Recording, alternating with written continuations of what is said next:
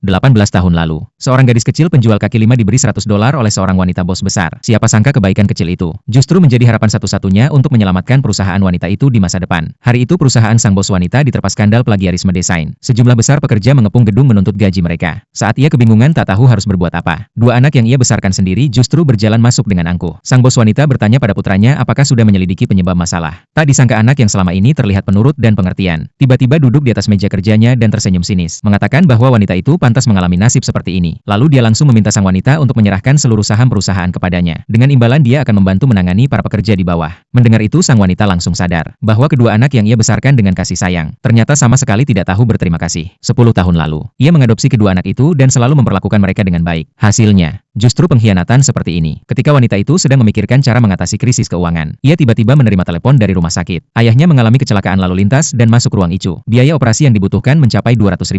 Meskipun sudah terdesak sampai ke ujung tanduk, sang wanita tidak lari dari kenyataan. Menghadapi para pekerja yang marah dan menuntut gaji, ia membungkuk dan meminta maaf, serta berjanji akan segera melunasi semua gaji mereka, asalkan diberi waktu beberapa hari lagi. Melihat ketulusannya, para pekerja pun akhirnya setuju. Demi mengumpulkan dana, sang wanita menjual rumah dan mobilnya, bahkan menggunakan semua tabungan ayahnya. Namun tetap saja tidak cukup. Dalam keadaan putus asa, ia pun teringat pada adik perempuan yang pernah ia bantu dulu. Yang tidak ia ketahui, krisis perusahaan ini sebenarnya adalah rencana licik sang adik. Ketika wanita itu datang untuk meminjam uang, adik perempuannya setuju membantu, tapi dengan syarat harus meminum alkohol. Padahal sang wanita alergi alkohol. Namun sang adik sama sekali tidak peduli, bahkan memaksa dia untuk minum. Tanpa disadari, perbuatannya itu akan segera mendapatkan balasan. Di saat yang sama, gadis kecil yang pernah dibantu sang wanita 18 tahun lalu, kini telah sukses menjadi direktur perusahaan desain internasional. Kali ini ia kembali ke negara asal untuk membalas budi pada sang wanita. Sementara itu, sang adik merasa puas belum cukup menyiksa kakaknya. Ia pun memanggil dua anak angkat wanita itu dan mengungkapkan kebenaran di depan umum bahwa kedua anak itu sebenarnya adalah miliknya, serta mengaku semua krisis perusahaan adalah rancangannya sendiri. Ia pun dengan rakus menuntut sang wanita menyerahkan seluruh saham perusahaan. Tepat saat itu, gadis yang dulu menerima bantuan wanita itu telah tiba di depan gedung perusahaan. Anak buah sang adik melapor bahwa direktur desain terkenal akan segera datang. Sontak sang adik panik dan memaksa wanita itu menandatangani dokumen penyerahan saham. Namun pada saat yang paling genting, gadis yang dulu diselamatkan akhirnya datang tepat waktu.